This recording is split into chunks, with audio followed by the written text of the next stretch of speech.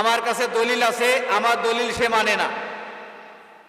আজকে শবে বরাত, লাইলাতুন নিসফি মিন শাবান, এই রাতটা অত্যন্ত গুরুত্বপূর্ণ একটা রাত।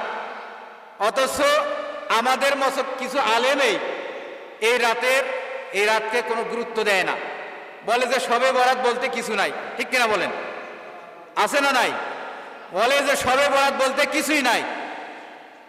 মাইকের আওয়াজ এই এলাকায় যাচ্ছে, যারা বলেন যে এই মৌলবি বলে শবে বরাত বলতে কিছু নাই, আমি চ্যালেঞ্জ করলাম, আপনি শবে বরাত বলতে কিছু নাই একটা হাদিস নিয়ে আসেন, আর শবে বরাত বলতে অনেক কিছু আছে, আমি অনেক হাদিস বলবো। চ্যালেঞ্জ যদি কেউ করতে চান আমার কাছে আসেন। আমরা বুঝতেই পারি না, আমরা বুঝি না যে আসলে হাদিস আছে কিনা। এই শবে বরাত সম্পর্কে হযরত আয়েশা রাদিয়াল্লাহু তাআলা আনহা, আমাদের প্রিয় নবীজির স্ত্রী, তিনি একটা হাদিস বর্ণনা করেন। এই হাদিসটা হচ্ছে বুখারী শরীফে আছে, 1842 এবং 43 নম্বর হাদিস, দুইটা হাদিস। এই দুইটা হাদিসের ভিতরে অধ্যায় হলো বাবু সাওমি শাবান, এই রমজান শাবানের রোজা সম্পর্কে যে অধ্যায়টা আছে, এই অধ্যায়ে আছে 1842 নম্বর হাদিস, 43 নম্বর হাদিস। এই হাদিসের ভিতরে আয়েশা রাদিয়াল্লাহু তাআলা আনহা তিনি বর্ণনা করেন যে এই শাবান মাসে নবী সাল্লাল্লাহু আলাইহি সাল্লাম বেশি বেশি করে নফল রোজা রাখতেন। বলি সুবহানাল্লাহ। বেশি বেশি নফল রোজা রাখতেন। নবী সাল্লাল্লাহু আলাইহি সাল্লামকে জিজ্ঞাসা করা হয়েছিল, ইয়া রাসূলুল্লাহ, আপনি রমজান মাস ব্যতীত অন্য মাসে তো এইরকম নফল রোজা আপনি রাখেন না, কিন্তু শাবান মাসে আপনি এত বেশি রোজা রাখেন কেন? আল্লাহর নবী মুহাম্মদ রাসূলুল্লাহ সাল্লাল্লাহু আলাইহি ওয়াসাল্লাম যখন সাহাবায়েরা জিজ্ঞাসা করলেন, ইয়া রাসূলুল্লাহ, ইয়া হাবিবাল্লাহ, নবী গো, শাবান মাসের ভিতরে আপনি এত বেশি নফল রোজা রাখেন কেন?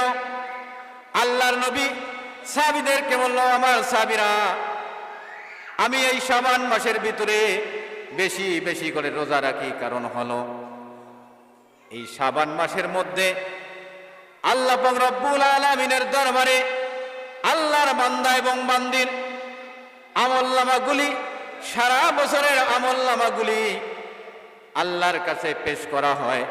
এই জন্য এই মাসের ভিতরে আমি বেশি বেশি করে নফল রোজা রাখি। যার মানে আমি বেশি বেশি নফল রোজা রাখি, এই কারণে রাখি যাতে করে আমার যখন আমলনামাটা আল্লাহ পাক রব্বুল আলামিনের দরবারে হাজির করা হবে, আমার যেন রোজা অবস্থায় যেন আমার এই আমলনামাটা আল্লাহর দরবারে হাজির করা হয়। যেরকম সুবহানাল্লাহ। আল্লাহর নবী, যেই নবী সাল্লাল্লাহু আলাইহি সাল্লামের আমলনামায় কোনো গুনাহ নাই, যার জীবনে কোনো গুনাহ নাই, পাপ নাই, সেই নবী সাল্লাল্লাহু আলাইহি সাল্লাম বলতেছেন, আমি এই কারণে রোজা বেশি বেশি রাখি যাতে করে আমার আমলনামাটা যখন আল্লাহর কাছে পেশ করা হবে, তখন যেন আমার রোজা অবস্থায় আমলনামাটা আল্লাহর দরবারে পেশ করা হয়। বলেন সুবহানাল্লাহ। অথচ আমরা কি করি? এই রোজাকেও গুরুত্ব দেই না। ঠিক কিনা বলেন? এই রোজাকে আমরা গুরুত্ব দেই না। 43 নম্বর হাদিস, 1843 নম্বর হাদিস, হযরত আয়েশা রাদিয়াল্লাহু তাআলা আনহা এই হাদিসটা বর্ণনা করেন। বুখারী শরীফ 3য় খণ্ড 143 নম্বর হাদিস। এখানেও বর্ণনা করেন যে আল্লাহর নবী সাল্লাল্লাহু আলাইহি সাল্লাম এই শাবান মাসে বেশি বেশি নফল রোজা রাখতেন এবং নফল ইবাদত বন্দী করতেন, নামাজ আদায় করতেন।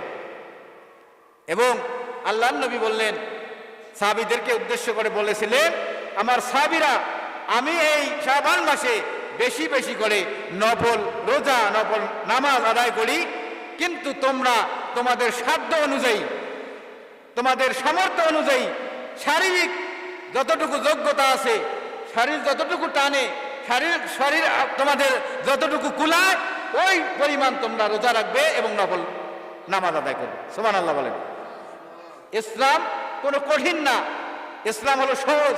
আল্লাহ নবী নিজে রোজা রেখেছেন, এত বেশি নফল নামাজ আদায় করেছেন, কিন্তু বলছেন সাহাবীরা তোমরা তোমাদের সামর্থ্য অনুযায়ী রোজা রাখবে এবং নফল নামাজ আদায় করবে। সুবহানাল্লাহ বলেন। সম্মানিত ভাইয়েরা আমার, পর্দার আড়ালের মা বোনেরা আমার, ভালো করে কান লাগান। শবে বরাতের আলোচনা আজকে হাদিস থেকে আমি আলোচনা করব। আমরা অনেকে হাদিস বুঝি না, বুঝতে চাই না। আসলে হাদিসের ভিতরে আল্লাহর নবী সাল্লাল্লাহু আলাইহি সাল্লাম যতগুলি কথা বলেছেন, সমস্ত কথাগুলি হাদিস রূপে এগুলি আখ্যায়িত করা হয়েছে। আল্লাহর নবী সাল্লাল্লাহু আলাইহি সাল্লাম অসংখ্য হাদিস নবীজির মুখ থেকে নবীজি বর্ণনা করেছেন। নবীজি অসংখ্য হাদিস বলেছেন। আর সাহাবায়ে এই হাদিসগুলো আল্লাহর নবীর এই হাদিসগুলো তারা মুখস্থ করেছিলেন, লিপিবদ্ধ করে রেখেছিলেন। এগুলি হলো হাদিস। আমি আপনাদেরকে বোঝাতে চাচ্ছি শবে বরাতের হাদিস আছে কিনা হাদিসের ভিতরে। আসলে হাদিস কি আমরা বুঝি না, অনেকে বুঝতেও চাই না। হাদিস কত প্রকার, যারা মাদ্রাসায় লেখাপড়া করেন, যারা হুজুর আছেন তারা বুঝবেন। সনদের দিক থেকে হাদিস হলো 3 প্রকার, মতনের দিক থেকে হাদিস 3 প্রকার। রাবি অর্থাৎ বর্ণনাকারীর সংখ্যা অনুযায়ী হাদিস হলো 4 প্রকার। আবার রাবি বাদ পড়ার দিক থেকে হাদিস হলো 2 প্রকার। আবার রাবির গুণ অনুযায়ী হাদিস হলো 3 প্রকার। রাবির গুণ অনুযায়ী হাদিস হলো 3 প্রকার। এই 3 প্রকার হাদিসকে আমরা মানি। 1 নাম্বার হলো সহি হাদিস, 2 নাম্বার হলো হাসান হাদিস, 3 নাম্বার হলো যঈফ হাদিস। এই 3 প্রকার হাদিস আমরা মানি। 3 প্রকার হাদিসে আল্লাহর রাসূল সাল্লাল্লাহু আলাইহি সাল্লাম বর্ণনা করেছেন নবীজির মুখ থেকে। নবীজি বলেছেন, বলেন সুবহানাল্লাহ। সমস্ত হাদিস নবী সাল্লাল্লাহু আলাইহি সাল্লামে বলেছেন, কিন্তু এখানে সহিহ হলো কেন, হাসান হলো কেন, যঈফ হলো কেন, বুঝার দরকার আছে না নাই? আমরা না বুঝে কি বলি যে শবে বরাত বলতে কিছু নাই। যদি আমরা বলি যে হাদিস আছে, এই যে বুখারী শরীফে আছে, মুসলিম শরীফে আছে, তিরমিজি শরীফে আছে, নাসাই শরীফে আছে, আবু দাউদ শরীফে আছে, তখন কয় এগুলো যঈফ। তখন ওই মৌলানা বলে এগুলো হাদিস হলো যঈফ। আচ্ছা, যঈফ হাদিস যে আছে, যঈফ মানে দুর্বল, এই দুর্বল হাদিসগুলো বলেছেন কে? আল্লাহ নবী সাল্লাল্লাহু আলাইহি সাল্লাম বলেছেন।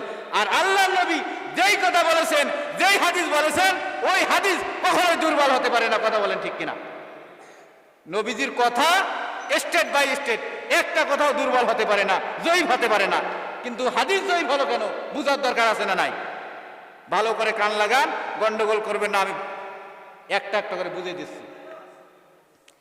যঈফ হাদিস, এই সহিহ যে হাদিস আছে, সহিহ হাদিস আকীদার ক্ষেত্রে, সহিহ হাদিসটা আকীদার ক্ষেত্রে আল্লাহ আছে, তারপর আল্লাহর কোরআন আছে। এই কোরআনটা হচ্ছে আল্লাহ তাআলার বাণী। এই কোরআনুল কারীমের ভিতরে যতগুলি কথা আছে সব আল্লাহ। তারপর কিয়ামত আছে, জান্নাত আছে, জাহান্নাম আছে। এই আকীদা যার আছে, এই হাদিসের ভিতরে এই হাদিসগুলি আছে আকীদার উপরে। যতগুলি হাদিস আছে এই হাদিসগুলি হচ্ছে সহিহ হাদিস। বলেন সুবহানাল্লাহ। এখানে রাবি ছিল, মনে করেন একটা ক্লাসের ভিতরে শিক্ষক যখন বক্তৃতা দেয়, এই ক্লাসের ভিতরে উন্নত মেধা, কিছু মাঝারি মেধা, আবার কিছু নিম্ন মেধা। এই জন্য হাদিসটা হলো তিন প্রকার। এই 3 প্রকার হাদিস, 3 প্রকারের রাবি বর্ণনা করেছেন। কয় প্রকার? 3 প্রকার হাদিস, 3 প্রকারের রাবি অর্থাৎ বর্ণনাকারী বর্ণনা করেছেন। এটা কেমন? 1 প্রকার রাবি হলো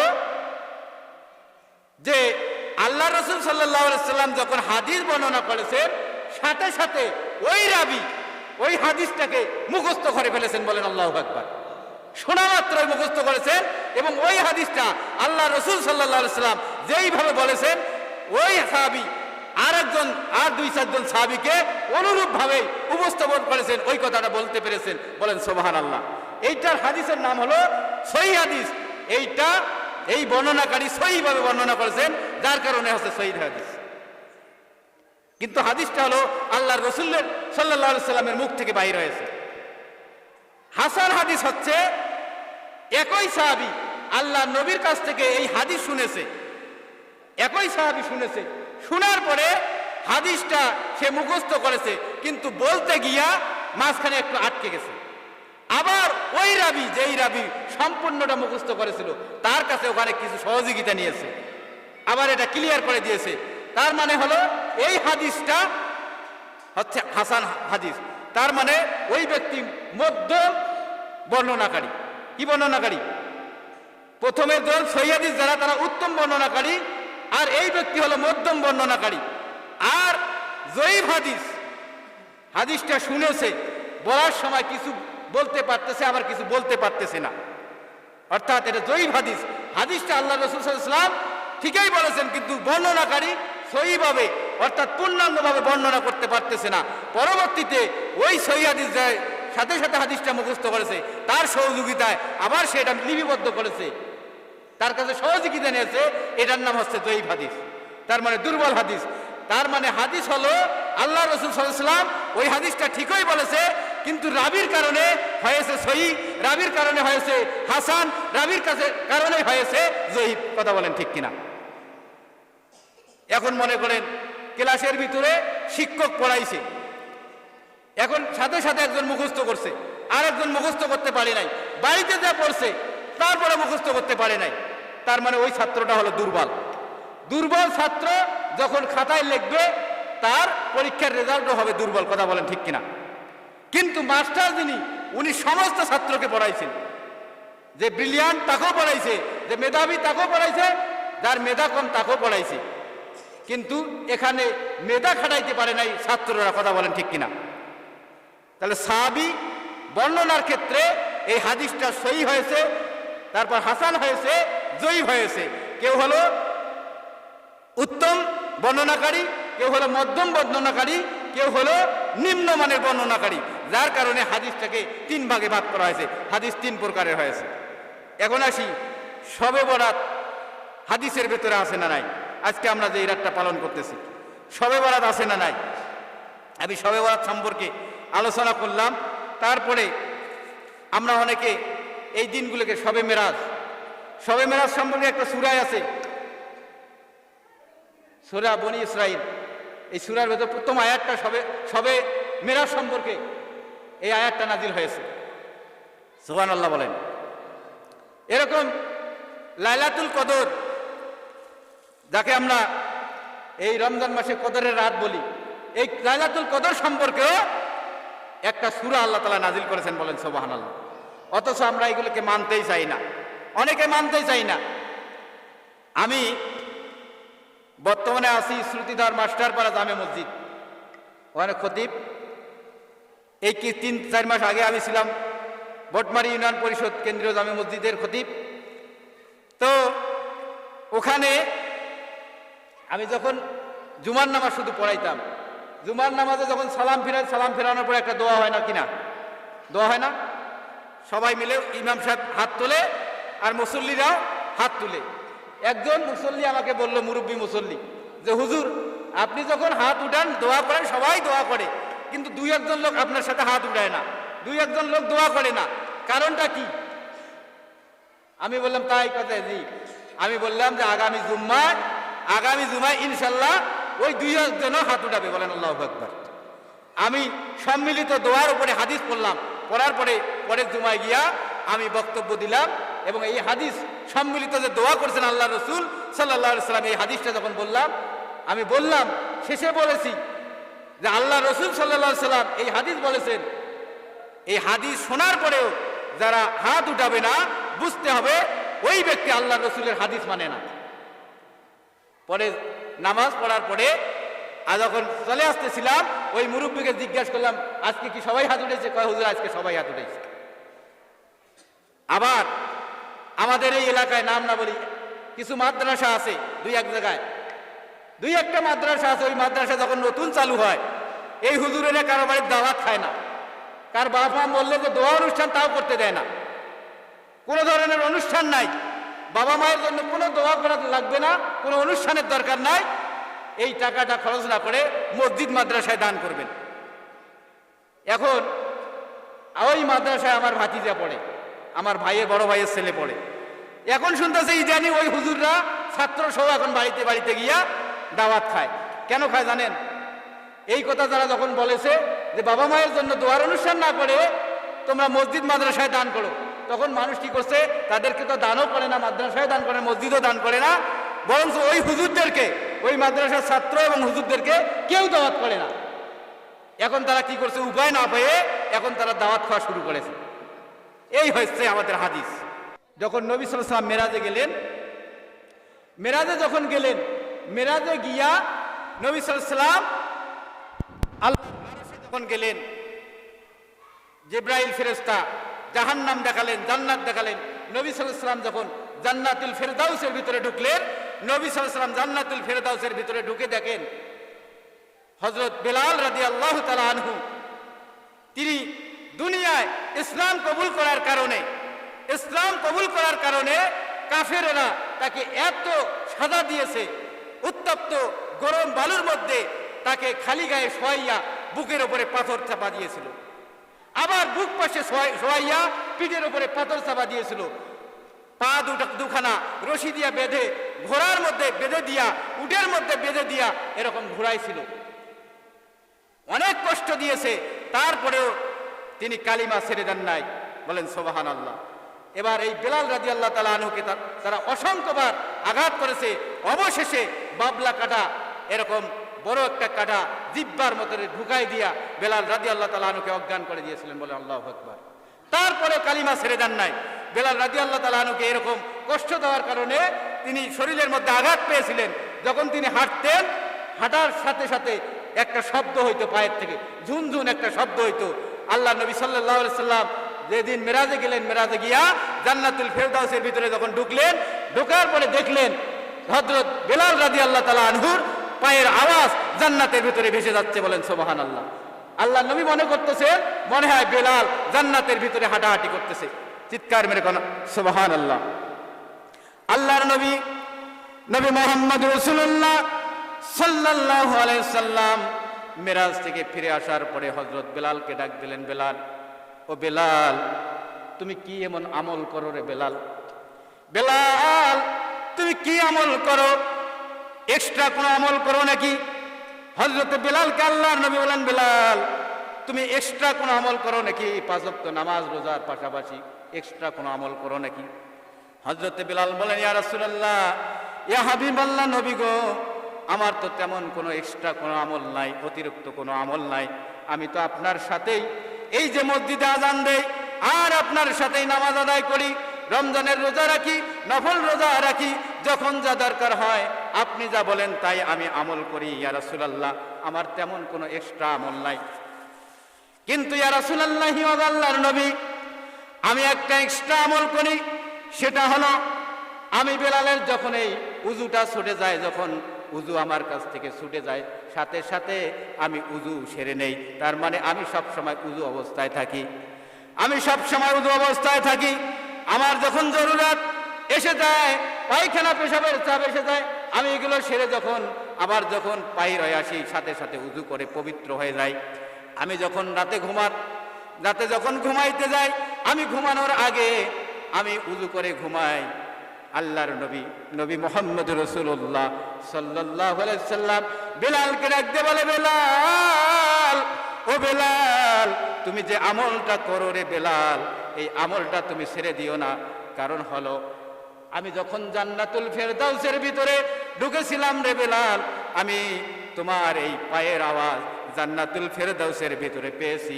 বেলাল, তুমি দুনিয়ার জীবনে যতদিন বেঁচে থাকবে রে বেলাল, ততদিন পর্যন্ত তুমি এই আমলটা ছেড়ে দেবে না। জোরে কোন সুবহানাল্লাহ। আল্লাহর নবী, নবী মুহাম্মদ রাসূলুল্লাহ সাল্লাল্লাহু আলাইহি সাল্লাম বলেন, আমার কোন উম্মত যদি এই ভাব করে বেলালের মতো যদি 5 ওয়াক্ত নামাজ পড়ার পরে, রমজানের রোজা রাখার পরে যদি আমার কোনো উম্মত এইভাবে করে সব সময় উযু অবস্থায় থাকতে পারে, আল্লাহ পাক রব্বুল আলামিন তাকে জান্নাত দান করবেন। বলেন সুবহানাল্লাহ। তার মানে হলো যে ব্যক্তি সব সময় উযু অবস্থায় থাকবে, নামাজ আদায় করবে, হালাল হারাম মেনে চলবে, রমজানের রোজা রাখবে, ওই ব্যক্তি এই সামান্য উযু করার কারণে, উযু সব সময় রাখার কারণে, শরীরটাকে পাক পবিত্র রাখার কারণে আল্লাহ তাআলা তাকে জান্নাত দান করবেন। বলে সুবহানাল্লাহ। তাহলে শবে বরাত যে মানা যাবে, ক্লিয়ার? মানা যাবে কিনা? মানা যাবে। এই শবে বরাত সম্পর্কে অসংখ্য হাদিস আছে, তার মধ্যে একটি হাদিস, ক্বালা রাসূলুল্লাহ সাল্লাল্লাহু আলাইহি ওয়াসাল্লাম, রাসূল সাল্লাল্লাহু আলাইহি ওয়াসাল্লাম বলেন, ক্বালা রাসূলুল্লাহ সাল্লাল্লাহু আলাইহি ওয়াসাল্লাম, মান সামা সালাসাতা আইয়ামিন মিন শাবানা বাসাহুল্লাহু ইয়াউমাল কিয়ামাতি আলা নাকাতিন মিন নুকিল জান্নাহ। অর্থাৎ রাসূলুল্লাহ সাল্লাল্লাহু আলাইহি ওয়াসাল্লাম বলেন যে যেই ব্যক্তি এই শাবান মাসের 3টা রোজা রাখবে, সালাসাতা মানে 3টা রোজা রাখবে, আল্লাহ তাআলা ওই ব্যক্তিকে বেহেশতি উটের উপরে সাওয়ার করাইয়া কিয়ামতের ময়দানে হাজির করবেন। বলে সুবহানাল্লাহ।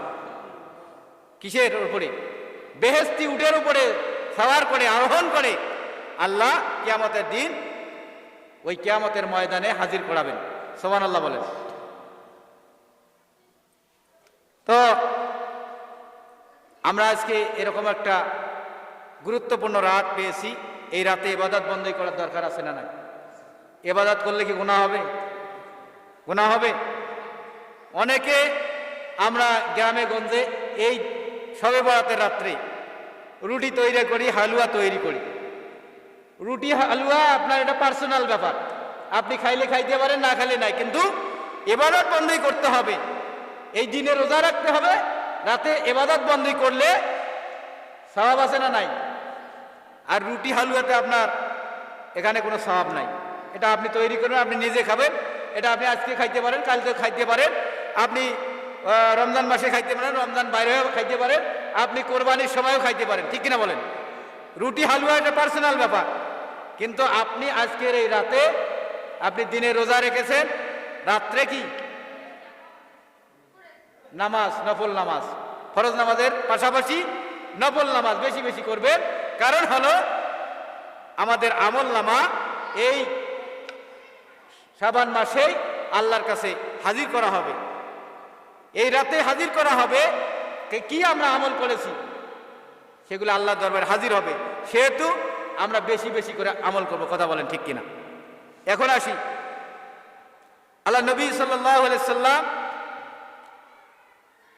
জান্নাতের ভিতরে এরকম যখন দৃশ্য দেখলেন মেরাজ রাতে, যে সাধারণ একজন সাহাবী, যেই সাহাবী ছিল কালো কুৎসিত, দেখতে অসুন্দর, যার সম্পদ ছিল না, এরকম একজন গরিব সাহাবী ঈমান এনেছে, তাকে বারবার ঈমান পরিত্যাগ করার জন্য বারবার আঘাত করা হয়েছে, বারবার তাকে এরকম করে আঘাত করানো হয়েছে, কিন্তু তারপরে একটিবারের জন্য তিনি কালিমা ছেড়ে দেন নাই। হযরতে বেলাল রাদিয়াল্লাহু তাআলা আনহু, আর এই বেলাল রাদিয়াল্লাহু তাআলা আনহু এই যে উযু সব সময় রাখার কারণে, দেহকে পবিত্র করার কারণে আল্লাহ নবী সাল্লাল্লাহু আলাইহি সাল্লাম মিরাজ রজনীতে জান্নাতুল ফেরদাউসের ভিতরে হযরত বেলাল রাদিয়াল্লাহু তাআলা আনহু পায়ের আওয়াজ পেয়েছিলেন। বলেন সুবহানাল্লাহ।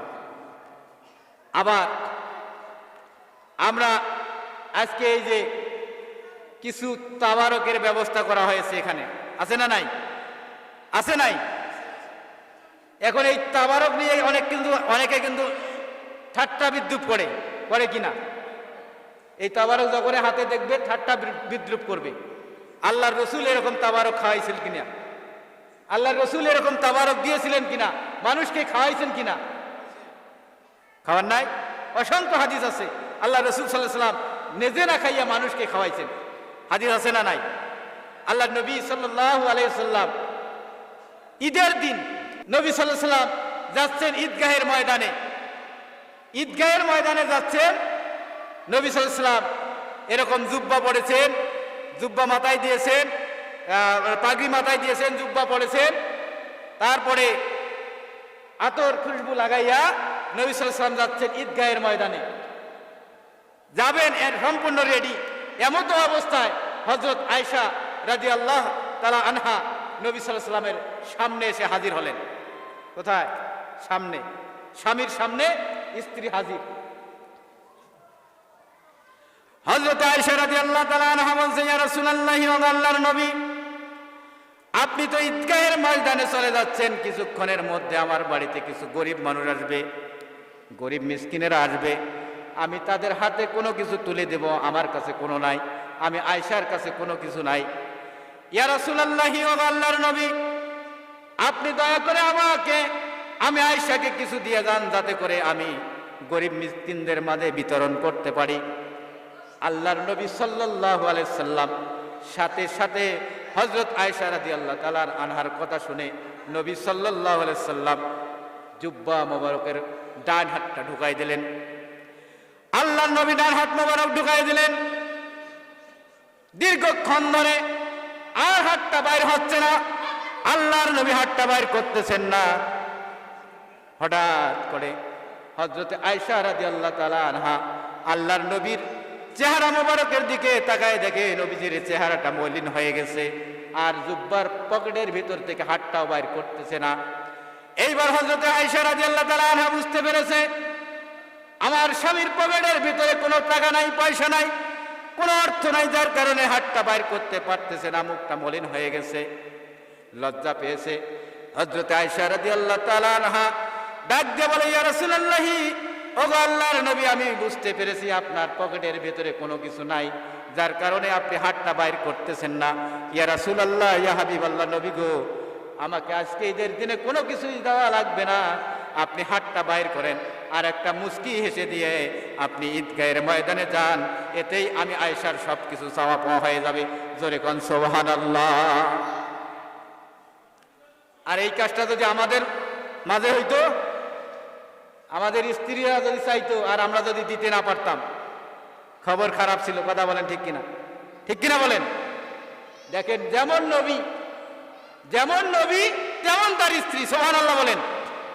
বলছে, ইয়া রাসূলুল্লাহ, আমি বুঝতে পেরেছি আপনার পকেটে কোনো অর্থ নাই, আপনি মুখটা মলিন করেছেন, আমি আয়েশাকে কোনো কিছু দেওয়া লাগবে না, আপনি শুধুমাত্র একটা মুস্কি হাসি দিয়ে ঈদগাহের ময়দানে চলে যান, আমি আয়েশার এতে অনেক চাওয়া পাওয়া হয়ে যাবে। সুবহানাল্লাহ বলেন। আল্লাহর নবী মুহাম্মদ রাসূলুল্লাহ সাল্লাল্লাহু আলাইহি সাল্লাম ঈদগাহের ময়দানে গেলেন, ঈদের নামাজ আদায় করলেন। এবার ঈদের নামাজ আদায় শেষে আল্লাহর নবী হাত তুলে দোয়া করলেন, রব্বুল আলামিন, আয় আল্লাহ তাআলা, আমার স্ত্রী আয়েশা আমার কাছে কিছু অর্থ চেয়েছিল, গরিব মিসকিনদের মাঝে বিতরণ করবে, নিজের জন্য চান নাই, আত্মীয় স্বজনের জন্য চান নাই, বাবা মায়ের জন্য চান নাই, ভাই বোনের জন্য চান নাই, তিনি চেয়েছিলেন কিছু গরিব মিসকিনদের মাঝে বিতরণ করবেন, কিন্তু আমি নবী দিতে পারি নাই। রব্বুল আলামিন, আয় আল্লাহ তাআলা, আমার আয়েশা মনে হয় অনেক মন খারাপ করে বাড়িতে আছে। রব্বুল আলামিন, আয় আল্লাহ তাআলা, দয়া করে মায়া করে আমার আয়েশাকে তুমি তার মনটা প্রফুল্ল করে দাও, আনন্দিত করে দাও। আল্লাহর নবী এই দোয়া করে, দোয়া শেষে নবীজি বাড়ির দিকে যখন রওনা হইতেছিলেন, নবীজি দেখেন বাড়ির মধ্যে অসংখ্য মানুষ ভিড় জমাইছে, অনেকগুলি মানুষ আল্লাহর নবীর বাড়িতে। এবার নবীজি ভয় পেয়ে গেলেন, না জানি আয়েশার কোনো হয়ে গেল নাকি। তাড়াতাড়ি করে নবীজি বাড়িতে গেলেন। যখন নবীজি সামনাসামনি গেলেন, নবীজি দেখলেন প্রত্যেকটা মানুষের হাতে হাতে একটা করে খাবারের পোটলা। এবার আল্লাহর নবী মুহাম্মদ রাসূলুল্লাহ সাল্লাল্লাহু আলাইহি সাল্লাম কাউকে কোনো জিজ্ঞাসা না করে চলে গেলেন, আয়েশার ঘরের ভিতরে প্রবেশ করলেন। আয়েশাকে ডাক দিয়ে বলেন, আয়েশা, ও আয়েশা, আমি তো তোমাকে কোনো কিছু দিতেই পারি নাই, আমার বাড়িতে এমন কোনো খাবারের ব্যবস্থা ছিল না, কিন্তু আয়েশা আমি দেখতে পাচ্ছি প্রত্যেকটা মানুষের হাতে হাতে এরকম খাবারের পোটলা, এটার ব্যবস্থা কে করলো? এই ভাব করে যখন আল্লাহর নবী হযরত আয়েশা রাদিয়াল্লাহু তাআলা আনহাকে এরকম জিজ্ঞাসা করলেন, হযরত আয়েশা রাদিয়াল্লাহু তাআলা আনহা বললেন, ইয়া রাসূলুল্লাহ, ইয়া হাবিবাল্লাহ, আমি আপনার কথার জবাব দিব, তার আগে আপনি বলেন, আপনি নবী ঈদগাহের ময়দানে গিয়া আমি আয়েশার জন্য কোনো দোয়া করেছিলেন নাকি? জোরে কোন সুবহানাল্লাহ। কি রকম স্ত্রী! বলছে, ইয়া রাসূলুল্লাহ, আমি আপনাকে এটা পরে বলছি, তার আগে আপনি বলেন, আপনি ঈদগাহের ময়দানে গিয়া আমি আয়েশার জন্য কোনো দোয়া করেছিলেন নাকি? সুবহানাল্লাহ বলেন। আল্লাহর নবী নবী মুহাম্মদ রাসূলুল্লাহ সাল্লাল্লাহু আলাইহি ওয়াসাল্লাম আয়েশাকে ডাক দিয়ে বলে, আয়েশা, আমি তোমার জন্য দোয়া করেছিলাম, আল্লাহ আমি তো আয়েশাকে কোনো কিছু দিতে পারি নাই, আপনি আয়েশার মনটা দয়া করে ভালো করে দেন, আনন্দিত করে দেন। হযরত আয়েশা বলে, ইয়া রাসূলুল্লাহ, ইয়া হাবিবাল্লাহ, নবী গো, আপনার জামাতা হযরতে উসমান রাদিয়াল্লাহু তাআলা আনহু, তিনি তার বাড়িতে এরকম খাবারের ব্যবস্থা করেছিলেন, খাবার রান্না করেছিলেন। হঠাৎ করে তিনি কেন জানি বলেছিলেন, আজকের এই খাবারটা আমার বাড়িতে বিতরণ না করে আল্লাহর নবী মুহাম্মদ রাসূলুল্লাহ সাল্লাল্লাহু আলাইহি সাল্লামের বাড়িতে গিয়া এই খাবারগুলি বিতরণ করব। আমার বাড়িতে এই খাবারগুলো এনে হযরত ওসমান রাদিয়াল্লাহু তাআলা আনহু বিতরণ করেছেন। আল্লাহর নবী বুঝতে পেরেছেন, আল্লাহ পাক রব্বুল আলামিন আমার দোয়া তার দরবারে কবুল করেছেন। জোরে কোন সুবহানাল্লাহ। বাড়িতে ব্যবস্থা নাই, কিন্তু ওসমান রাদিয়াল্লাহু তাআলা আনহু ব্যবস্থা করে নবীজির বাড়িতে এনে এগুলি বিতরণ করেছেন। বলেন সুবহানাল্লাহ। সম্মানিত ভাইয়েরা আমার, পর্দার মা বোনেরা আমার, আমার এই নবী মুহাম্মদ রাসূলুল্লাহ সাল্লাল্লাহু আলাইহি ওয়াসাল্লাম, আজকে আমরা যারা শবে বরাত মানি না, শবে মেরাজ মানি না, শবে কদর মানি না, এমন মানুষ আছে শবে কদরও মানে না। এমন মানুষ যারা আছে তাদের উদ্দেশ্য বলতে চাই, আল্লাহ পাক রব্বুল আলামিন শবে মেরাজের জন্য কুরআনুল কারীমের আয়াত নাজিল করেছেন। আল্লাহ পাক রব্বুল আলামিন কুরআনুল কারীমে লাইলাতুল কদর নামে একটা কদরের জন্য আয়াত, একটা সূরা নাজিল করেছেন। এই ভাব করে কোরআন এবং হাদিসের ভিতরে অসংখ্য এই দিনগুলোর ব্যাপারে অনেক কোরআনের আয়াত এবং হাদিস আছে। আল্লাহর নবী সাল্লাল্লাহু আলাইহি ওয়াসাল্লাম জান্নাতুল ফেরদাউসের ভিতরে যেই জান্নাতের আলোচনা আমি করতেছিলাম, যখন জান্নাতুল ফেরদাউসের ভিতরে হযরত বেলালের পায়ের আওয়াজ পাইলেন, এবার আল্লাহর নবী এইরকম করে জান্নাতুল ফেরদাউসের ভিতরে একটা কোণায় তিনি লক্ষ্য করে দেখেন, একটা কোণায় সুন্দর করে একটা প্রাচীর দিয়ে ঘেরা। আল্লাহর নবী জিব্রাইলকে ডাকতে বলে, জিব্রাইল, ও ভাই জিব্রাইল, ওই যে জান্নাতুল ফেরদাউসের ভিতরে একটা কোণায় একটা জায়গা প্রাচীর দিয়ে ঘেরা, এই জায়গাটা কোন জায়গা রে জিব্রাইল?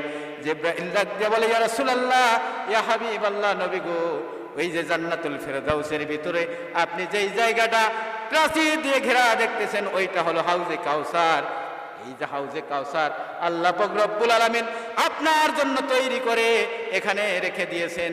ওই কিয়ামতের ময়দানে যখন মানুষগুলো ছুটাছুটি করতে থাকবে, যখন এই প্রচন্ড সূর্যটা মানুষের মাথার উপরে এক কিংবা 100 হাত মাথার উপরে সেট করা হবে, তখন আপনার এই উম্মতগুলিকে, যারা আপনার খাঁটি উম্মত হবে, আপনাকে মানবে, আপনার কথা যারা শুনবে, আল্লাহর কোরআন মানবে, কোরআন অনুযায়ী জীবন পরিচালনা করবে, আপনার হাদিস অনুযায়ী পরিচালনা করবে, ওই লোকগুলিকে আল্লাহ পাক রব্বুল আলামিন তার আরশের ছায়ায় ছায়া দান করবেন।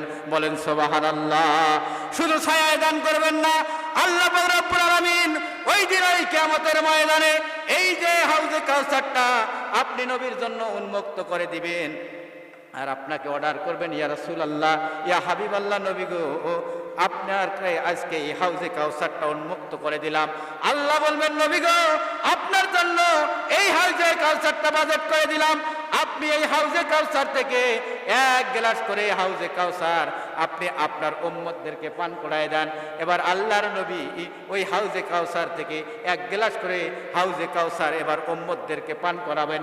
আর এই হাউজে কাউসার 1 গ্লাস পান করার কারণে ওই কিয়ামতের ময়দানে একটা দিন হবে 50,000 বছর।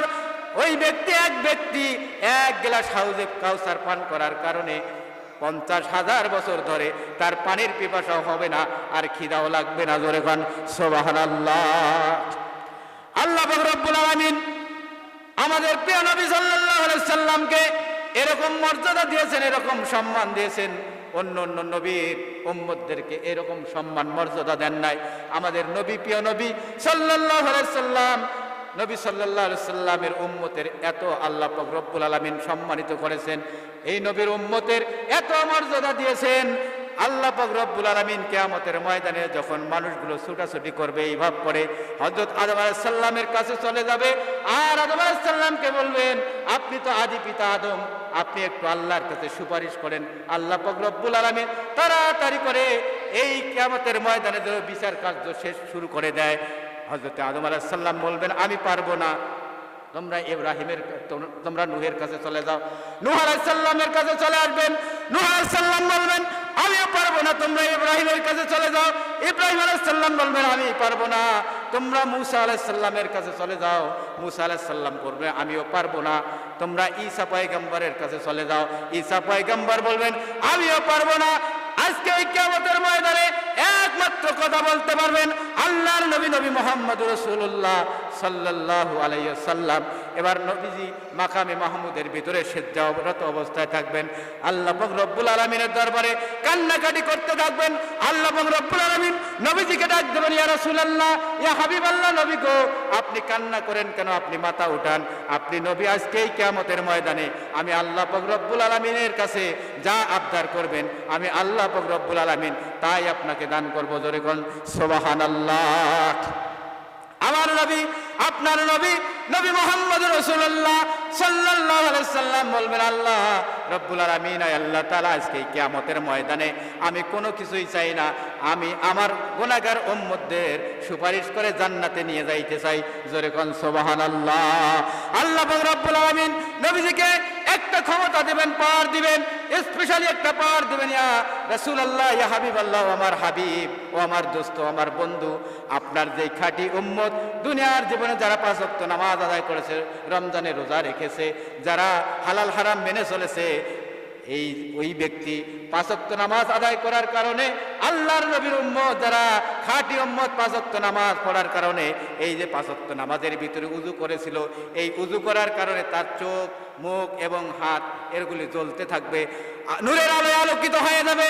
আর আল্লাহ রাব্বুল আলামিন বলবেন, ও আমার হাবিব, আপনি আপনার এই উম্মতদেরকে নিয়ে জান্নাতে চলে যান। বলেন সুবহানাল্লাহ। যারা দুনিয়ার ভিতরে 5 ওয়াক্ত নামাজ আদায় করেছে, রমজানে রোজা রেখেছে, এই যে উযু করার কারণে তার মুখমণ্ডল, হাত এগুলি জ্বলতে থাকবে, আল্লাহ নবী সাল্লাল্লাহু আলাইহি সাল্লাম বুঝতে পারবে এগুলি আমার উম্মত, আর নবী সাল্লাল্লাহু আলাইহি সাল্লাম তাদের সুপারিশ করে আল্লাহর জান্নাতে প্রবেশ করাবেন। চিৎকার মেরে কোন সুবহানাল্লাহ।